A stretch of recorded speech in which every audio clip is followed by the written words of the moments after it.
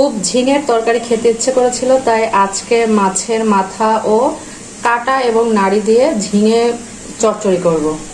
তো এখানে পরিমাণ মতো বাটা মশলা দিয়ে দিলাম, পরিমাণ মতো লবণ, মরিচ গুঁড়া, হলুদ গুঁড়া, ধনিয়া গুঁড়া, পরিমাণ মতো তেল।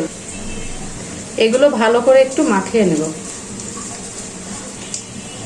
মাথা আর কাটাগুলো মাখিয়ে দেব, আর একটু পরে এই মাথা যখন সিদ্ধ হয়ে যাবে তখন ভেঙে দেব। মাছের নাড়ি, পরিমাণ মতো ঝোল।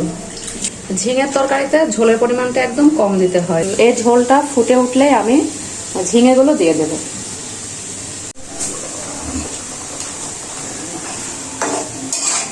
সামান্য পরিমাণ জিরা গুঁড়া।